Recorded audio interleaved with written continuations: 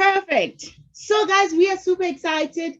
We are Imfundo Enhle Education Trust. This is our first webinar. We'll be soon launching a bursary scheme on the first week of November. So our panel, guys, you have the invitation to come talk about these things. You know, in this program, we value psychologists, social workers. You know, I've noticed that a lot of bursary schemes, they give you money, you start failing, they take that money, they don't care about support. So we are looking at expanding and have, you know, in-house psychologists and social workers where we know if our students are struggling, we have people that we are working with. So thank you so much, guys, for honoring our invitation. So I'll be facilitating this webinar with Lindelwa. She is just right here. Lindelwa, please introduce yourself. Hello, guys. Hello, everyone. Thank you so much, first of all, for honoring our invitation. We are truly humbled. We will have a very great time, I believe. I know it's a Friday, but why not come and spend your Friday with us, Imfundo Enhle? I see Lucy dancing. So guys, thank you so much for joining us in our first webinar. This is our first webinar.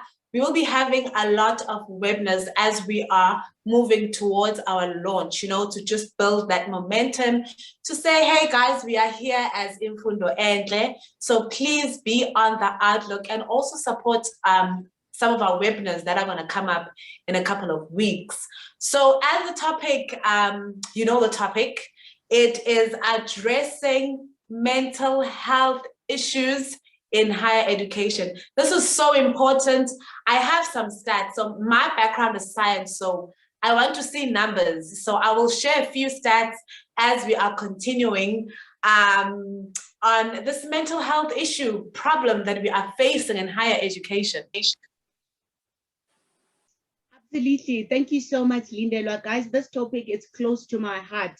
I was in the Wits SRC for 2019, 2020. You know, the level of people who are struggling with mental health issues, but they don't have access, you know, to these services. You have to use UCCDU and even SADC. We really appreciate all these initiatives that are coming, but they're not really, you know, it's not enough.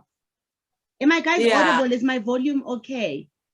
Yes, you're definitely audible. Oh, we hear you perfectly. Okay, thank you so much.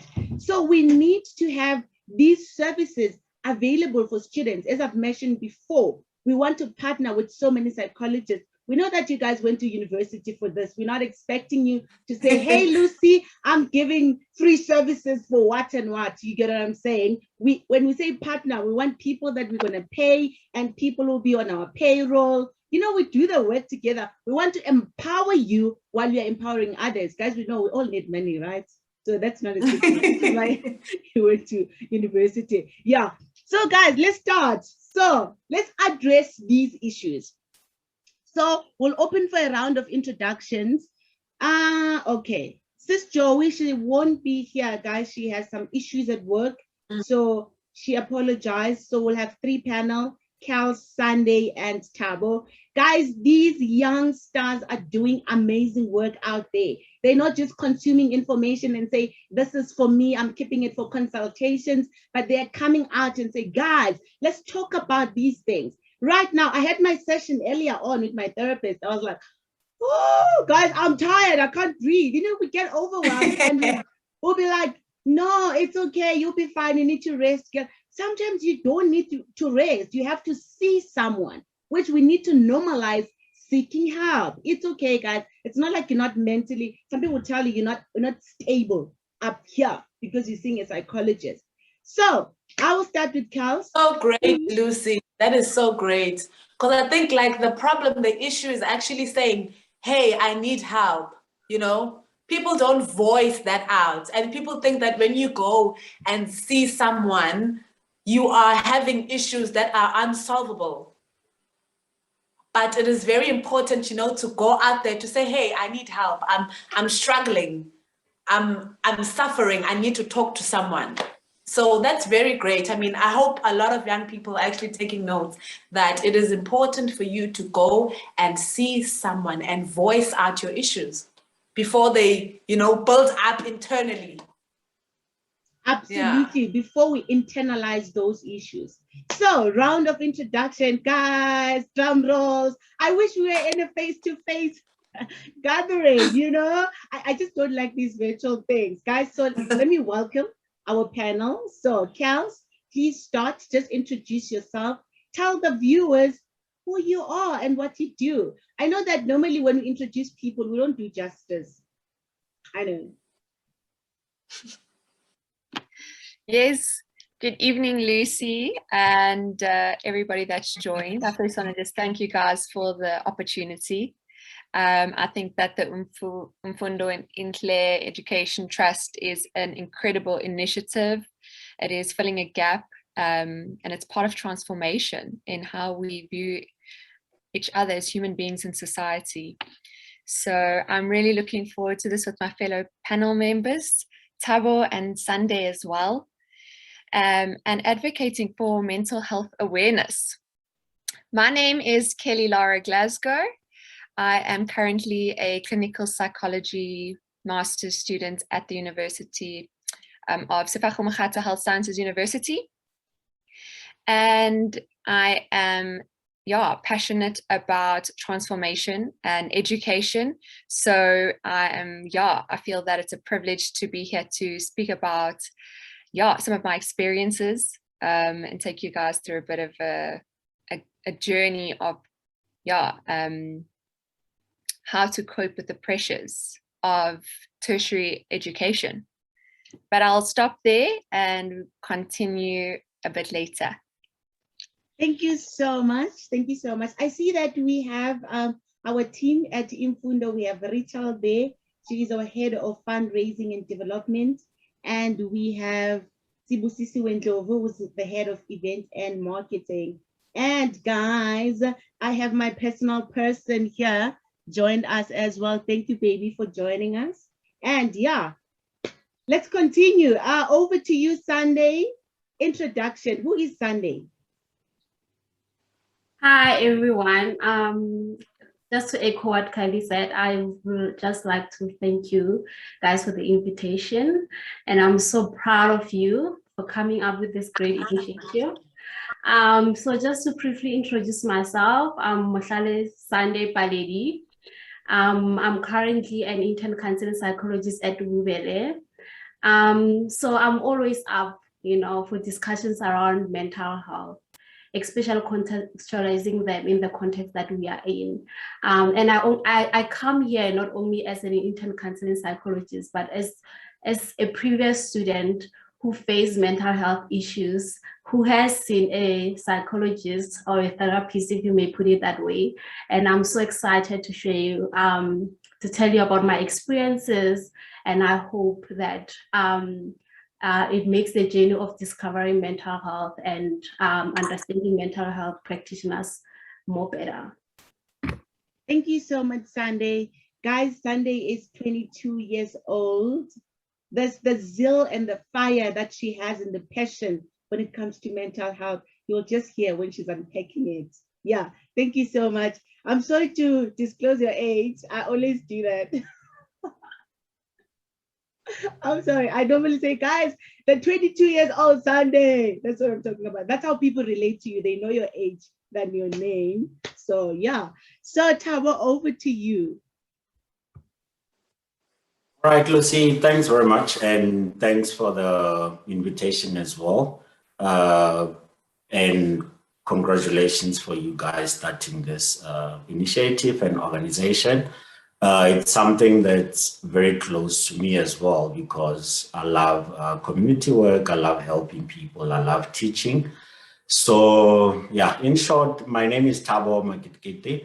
I'm a master's student in clinical psychology at the University of Johannesburg. So yeah, no, I'm happy to be here as well. Anything that talks about mental health, anything that talks about education and educating our people out there, I'm happy to be part of that. Yeah, so I'm looking forward to this as well. Thank you so much, Thabo. Guys, I met Thabo, it was 2016. Thabo knew already that he wanted to clinical psychologist. Well, people were trying to, discover, I want to do that. I want to taste waters. I want to try. He was like, guys, I'm here for clean. All right. I know the selection process is tedious. It's a lot, but I'm here to get this. It's amazing to see you doing it and you are already there. So it's encouraging. So guys, I will be tackling the discussion part and Lindelwa will come after that. So Sunday, let's talk about being a first-year student who's coming from Limpopo. Let's say in rural areas or rural KZN or rural Eastern Cape.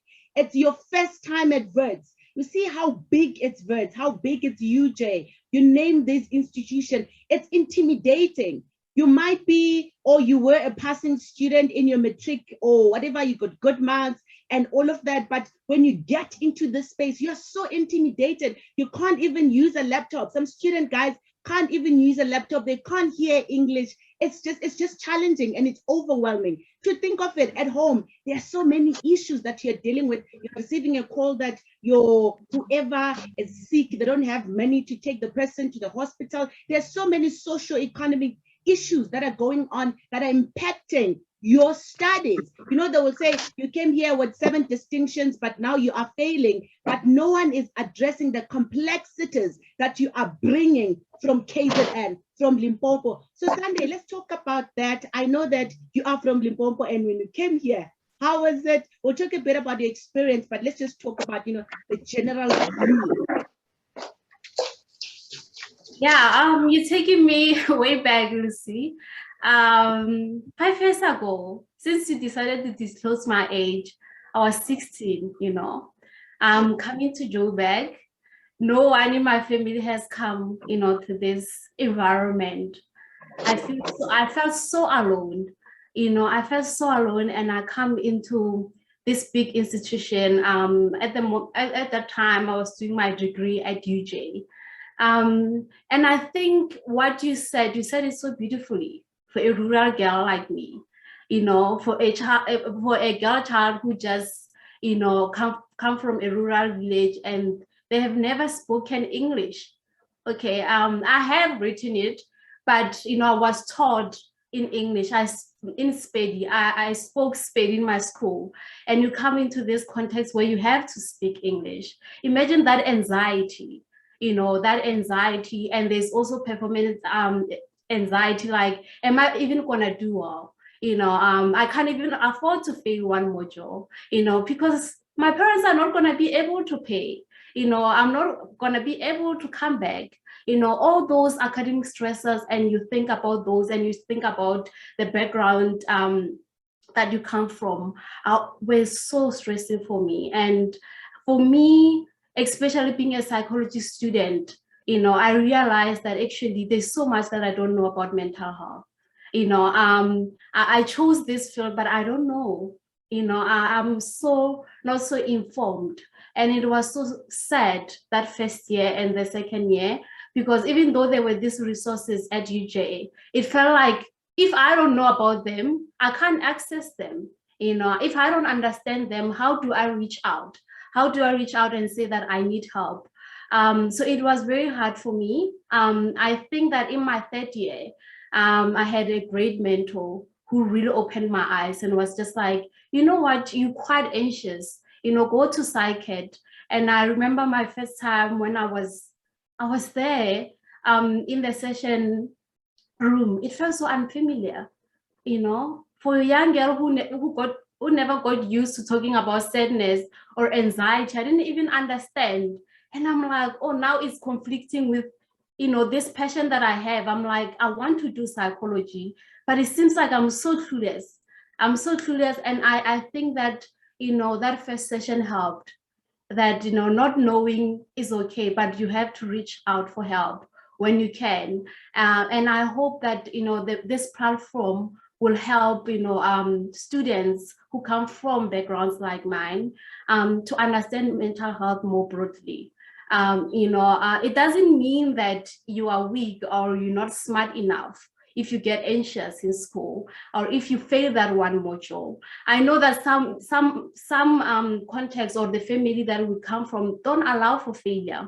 but it's really, really okay. It's really, really okay. What's not okay is drowning yourself in that anxiety, in that sadness, because mental health issues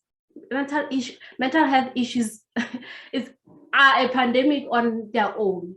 And if we don't address them, this becomes a huge problem. You know, you can always come back and do that course or do that module. But we have seen, you know, how mental health issues have taken our fellow young students, and it's so sad. And I just want to say that, you know, remembering myself in that situation, facing all those obstacles, is very triggering. It's very triggering because we come from different contexts. Even though we are in the same university, we are from different contexts, you know, and we carry so much on our backs. We're not just only students. We're not just there to pass, you know, we're trying. For me, I was still a teenager, you know, I was on that developmental stage, and I'm just so confused that, you know what, I have to be a student here. I have to worry about my family. I have to worry about money. I have to worry about this and this and this. And I wish that, you know, if some stressors could have been lifted, that could have been helpful. And I just want to say that personally, I come from a rural area whereby we didn't have access to mental health services. I never knew what an educational psychologist was. You know, I never ever saw a therapist or a psychologist until I entered varsity. So, and that's the sad reality for most of us, for most of students out there. And I say that the fact that we made it that far, where we can get access to those resources is amazing. Is amazing. And while we go on this journey of like getting great marks and whatnot, like, I think that mental health should be prioritized. You know, it's just, if someone asks you that you're okay, physically you may be okay, but mentally thinking about all those things that, you know, I'm not just a student. I don't exist in isolation. I'm not just an individual. You know, I come from a family. I come from a village. I come from a community. You know, all those pressures, when you think about them, you know, they can be very worrying. So I think that me being a rural girl, and 5 years later, I'm an intern counseling psychologist, you know, and I'm like, look, you know, the same girl who didn't have access to mental health services today can be in a room with people who are like me, and offer them that service, you know, because if you can think of yourself, if you were deprived something, you know, and you can understand how painful it is, you can actually be empathetic with other people's issues. And I think for me, coming in this field, I was like, how do I not create that cycle that girls like me don't have access to those mental health services? And today, look, I'm working with the community of Alex. For those who don't have access to mental health, for those who don't have medical aid to pay those high psychological fees, you know, I stand with them, I listen to them, and I help them with the skills that I have got throughout my training. So I think that, you know, it didn't define me, rather it defined how I carry out my journey from there. And I'm just wanting to say that, you know, if we can think about those students who come from those rural backgrounds, who don't have access to that information, and try to, you know, separate the thing that it's wrong to see a psychologist. It means that, you know, cognitively you're not well. You know, you're just trying to make sure that emotionally and mentally you're on par. Because how do you focus on your studies if mentally you're not okay? So I think that if we create that space to listen to those narratives about rural-based students, I think that would be very helpful.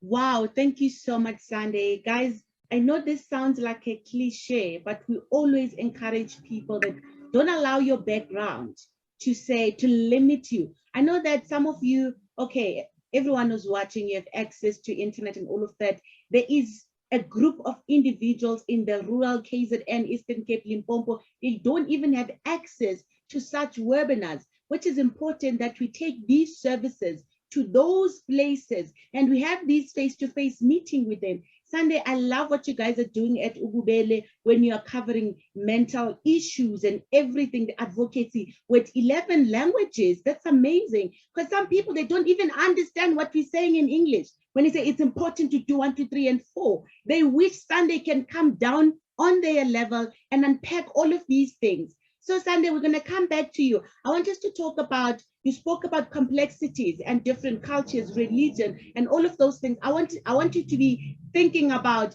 how do we address such, because some people to talk about such issues, it's such a taboo. In my culture, in my religion or whatsoever, I'm not allowed to talk to a stranger about such things. So when we are raising this awareness, please just think about it. What can you say to that person, you know, to break that stigma and be free and say, hey guys, I'm not coping. I need help, to normalize seeking help. Is Kels here? Okay, I see that. Oh, yes, you're here. Okay, so we are moving along to you. We're developing this question from Sunday. As a varsity student, you did your undergrad, postgrad, and we know the academic pressure, guys. At times you feel like you can't think anymore. You feel so overwhelmed. You feel like you can't even write a simple essay. And most people, they would say, which means I'm not capable. They end up dropping out. Guys, we take these things lightly. I've seen people who would tell you, I had to drop out. I couldn't do that anymore. The course was too much. The overload, the pressure. Everyone wanted this and that from me. And I felt like I was in a dark space and I'm seeking help. I'll go back next year. Let's talk about the academic pressure. Yes, thank you so much, Lucy. And I'm sure that every person that has been in the process of getting a degree, being an academic, being in a university space, there is pressure coming from so many different dimensions. So what I'm going to do is I'm going to talk to you about my journey and how I want us to not only understand ourselves as students, but firstly as human beings. Because once we understand ourselves as a human being, we can survive being a student. So let me take you back to walking through the hallways of, Wits University in my first year. I felt so overwhelmed and, felt like kind of I was in Harry Potter. If anybody's been to Wits or is a Witsie, you'll know what I'm speaking about. And I remember sitting in my first lecture, it was a sociology lecture, and thinking, what is this lady saying? I couldn't understand half of her vocabulary. And I remember spending that first lesson writing down every single word that I didn't understand so I could go and Google it. English is my first language. And I empathized with those around me who were sitting there as English as their second, third, or fourth language. The struggle would have been so much harder. Anyway, the first year of university, I spent more time on trying to understand the high academic words than anything else, which led me into the rest of my degree. And let me tell you, in my second year, I had my first emotional burnout.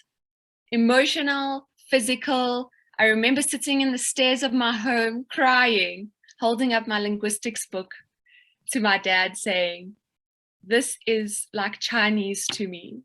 And I just can't do it anymore. And I remember him looking at me in desperation, thinking, I have no idea how to help you. And, that's what we all go through. And we have these moments.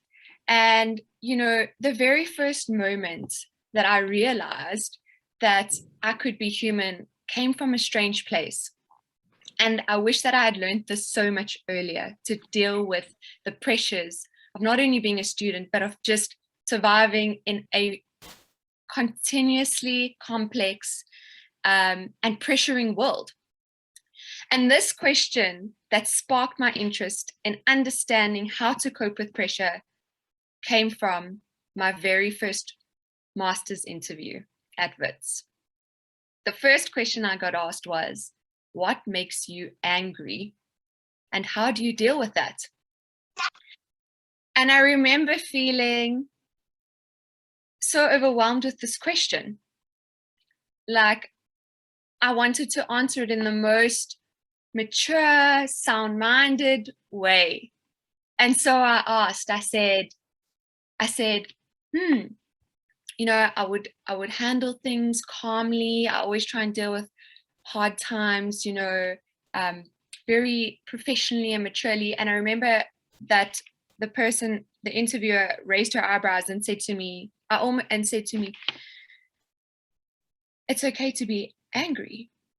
And I knew I was completely heading down a dark road in this, and my interview was not going well. But it taught me one of the greatest lessons of my life. And I spent the next year reflecting on being okay with being human. So I feel like in society and as students in all spheres, we have defined emotions into good and bad, positive and negative.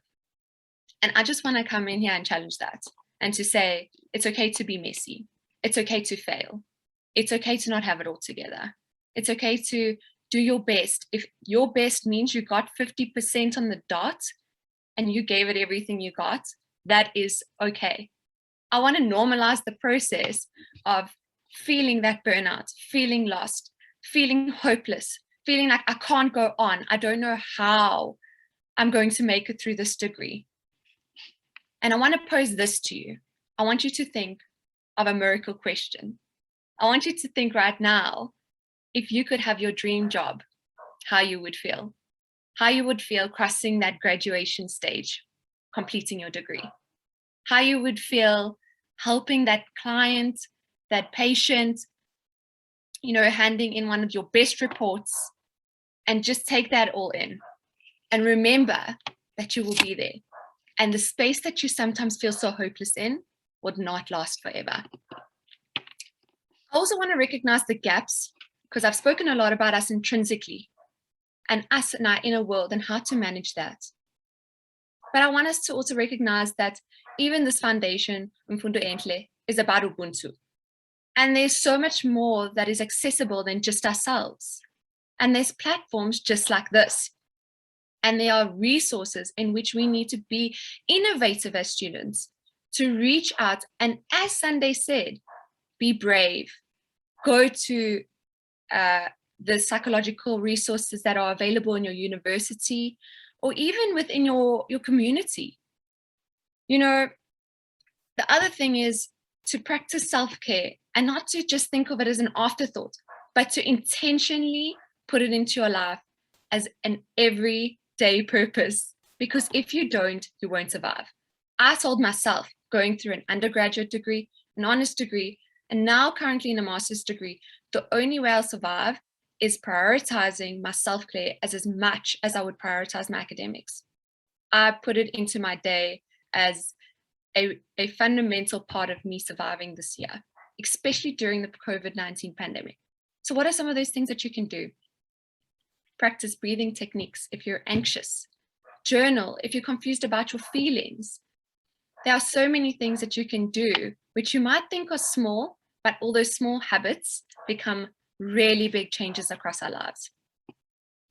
And in saying that, I would love to leave us with my favorite word, which is this, that you are never alone, that you are cared for more than you will ever know. And so whenever you're feeling hopeless, whenever you're feeling like you're not going to get through this, remember this one word, siyaqhubeka, meaning we continue in isiZulu. We move forward together, not you alone, we, despite hardship, despite all odds, and despite any barrier that you might feel you can't overcome. Siyaqhubeka. Thank you so much, Lucy. Thank you, Kels. That was profound, guys. Yeah, siyaqhubeka, amandla, we continue. Yeah, we have to get there. I always tell people, I don't know how I'm going to get there, but I'm getting there, day by day. They say, bekeli beke, we're getting there, which is week by week. Guys, Kels, she believes strongly in the concept of Ubuntu. So she's rightly aligned with what we do at Imfundo Enhle. And yeah, I'm super excited for more collaborations and everything that we'll be doing together. And I've observe and I've seen your journey. I know you inside and out. You know, there are people when you connect with, you be like, oh, wow, this girl, she is so kind. That's the first thing when I saw you the first time. I was like, she's so kind. You know, someone, you might be having a bad day and you meet someone like Carol, who just say one nice thing to you and that will change your day. Even people who want to kill themselves, just you say something so nice to them and you're changing the entire situation. Thank you so much. We need more people like you. So Thabo, we are coming to you now. Guys, this is not a secret that in universities we have, especially around June and November, we have people committing suicide.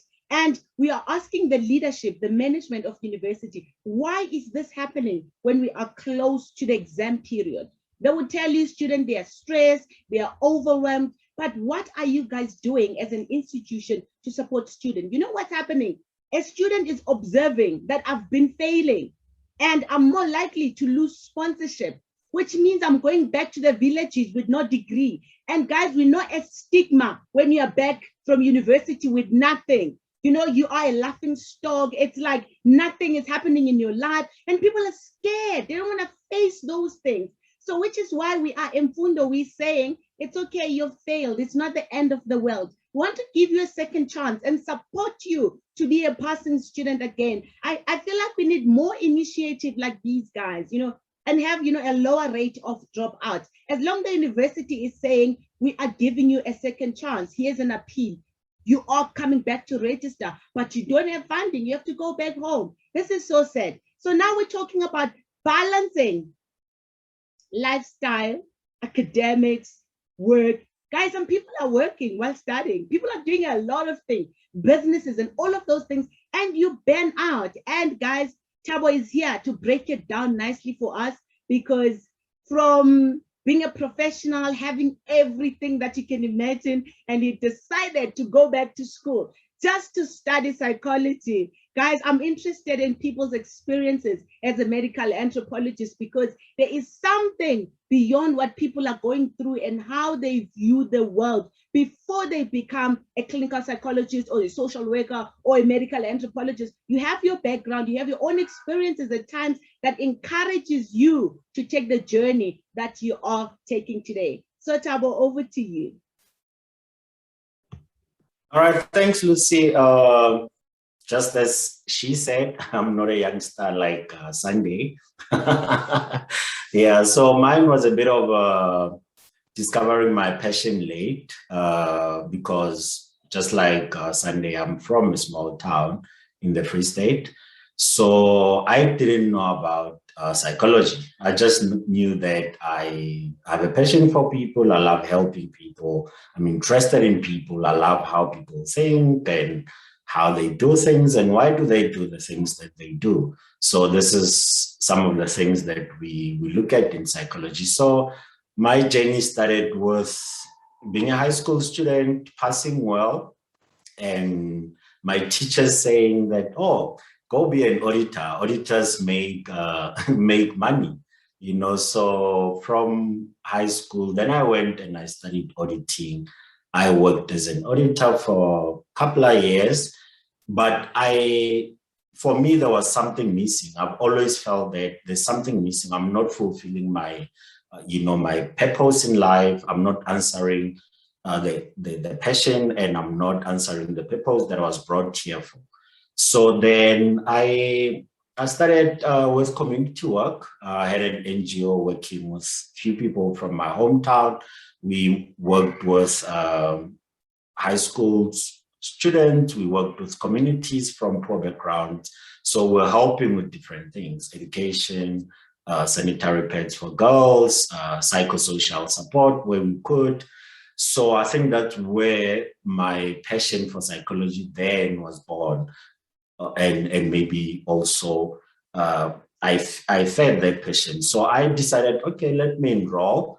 Like Lucy said, we met when I was doing my first year. So I knew that, okay, I want to work, and I knew that I want to be a clinical psychologist one day. And everyone said, oh, this is so hard.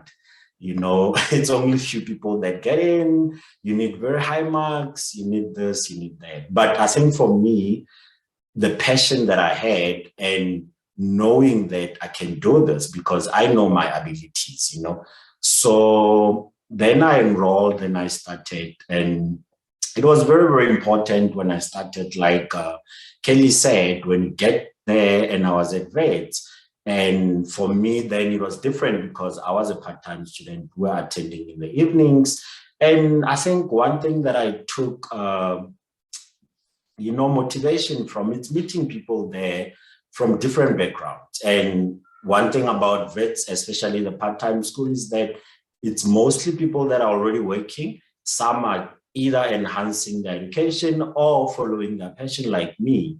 But you meet a bunch of motivated people that are saying that, you know what, I know what I want now and I'm going to work hard for it.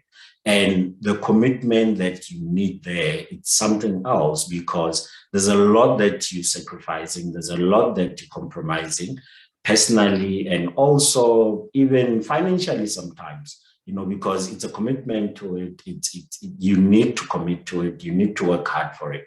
So I think some of the things that have kept me sane over the years, or that have pushed me, is having a support system, because number one, you need that, and you need to sit people around you down and to say, this is what I want to do. This is why I want to do it. Because sometimes you see people fighting, especially in relationships, whereby you want to pursue your goals, but you feel like your partner is not supporting you. But sometimes it's your fault because you didn't sit them down. And I was working as an audit manager. So for somebody else, it doesn't make sense that you want to leave being a manager in a secure job, you know, earning a good salary, and pursue this. And people say like, oh, you want to go talk to people. You want to talk to people that are crazy. We know the stigma around mental health, like Lucy was talking about earlier. So then I had to see people around me, including my partner then, who's my wife now, also had to sit my manager at work down, because you need that person. You need that person to understand what you're doing. You need that support from them. So I was fortunate that I had a great manager who was passionate about education as well, and people following their dreams. So over the years, he supported me greatly up until I left my organization early this year, because then in masters, you can only do it full time, you know. So, but for me, that was really, really important. Then sitting my partner down and explaining and asking for that support. And also then friends, you know, but unfortunately to some people that are here, in the process of pursuing your goals, you do lose friends, you know. But the nice part about it, or the beauty of it, is that you meet like-minded people. You know, you form new friendships, you know, and that's something that has sustained me over the years, because I've met great people in my class. I've met your Lucy, I've met other people that helped me in my studies, and that also is very, very important. But besides the social support and personal support, is understanding your goal, understanding why you want to do it, and being faithful to that goal, because it demands a lot, especially for somebody, if you want to be a psychologist. It's a lengthy journey, you know. I was at Wits for 5 years. I'm doing my 6th year now, and I still have 2 more years, because I still have to do internship and community service, which is part of my training. So, but understanding that the journey is not short, but it's temporary, because that's another thing that sometimes we forget, that yes, I can push my PhD, it requires 3 years. When you're thinking about it, it seems like, this thing is long, it's not going to end anytime soon. But that honestly is temporary. After the 3 years, you'll be thankful that you did pursue your dream, and you achieving your goals now. So realizing that, and one thing that has worked for me also over the years is being able to prioritize. So I did prioritize my studies. And it's one thing that even with people that I mentor and with the undergrads that I see, I always say, you need to prioritize your studies. You need to know what is needed in your field. You know, if I meet somebody who wants to be a psychologist, I sit them down and say, hey, in psychology, you need to pass well. You need to do other things over and above your studies. You need to maybe volunteer and such things. So there's so many things that you need to be aware of. So that pushes people. And sometimes it's the difference between a student who goes to school and varsity and passes, and when they're done, they're like, oh, what do I do now with this degree? You know, this education, it's useless. People said it's going to guarantee me money, it's going to guarantee me a job, but that's not happening. So sometimes not blaming, it's the difference between people who succeed and people who don't succeed. So planning and knowing what's in front of you, the journey ahead, you know, so that one thing that kept me as well. So I was very strict in my plans. I set my weekly goals, and I did my degree in 3 years, which was crazy. I wouldn't advise anyone to do that because I was literally attending Monday to Thursday, and sometimes we had Saturday classes. So for the undergrad, the majority part of my time went to my studies. But then having that social support, having that support around you and explaining to people that, okay, for this year, this is my schedule and this is what's needed for me to succeed, you know, but also knowing when you experiencing stress, because then sometimes in psychology, stress is very important for us, because one thing that sometimes people are not aware of is that stress can be positive and negative. So stress, it's natural, it's how your body is set up, and your body is able even to react to stress, either with the flight or the fight mode. So stress can be positive in a way that it can motivate you. It can say to you, hey, you have a deadline, do your work. It can say to you, hey, don't leave your work till late. You remember what happened when you're trying to type that assignment in the last minute, you couldn't do it properly, or you got a low mark.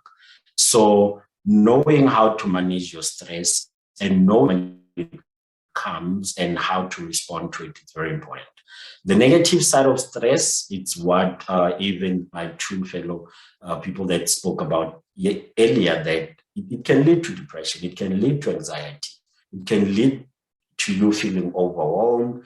We have dropouts, and especially now during COVID, because COVID changed our circumstances. COVID changed a lot, you know. The first time and first year students that were so happy about going to varsity, and next thing you're told, oh, by the way, you're going to study from home. So some of them were looking to escape their situations at home, because some situations can be very toxic. So here's a student who's been working hard and they finally accepted at UJ, at University of Limpopo, at Pretoria Tech, or any of these institutions out there. And next thing you're told, hey, you need to study from home. So balancing even those activities at home, balancing the roles at home, it's not easy. And that's why over the past 2 years, we've seen a lot of dropout stats, and even suicides, and sometimes even suicidal ideations, which is people that are thinking about suicide or constantly thinking about suicide. And we know the privileges, we know the inequalities in our society. You know, when you tell another student to study at home, having to sit through a 2-hour, 3-hour lecture using Teams, not everyone has that access, you know. So these are things that you need to consider.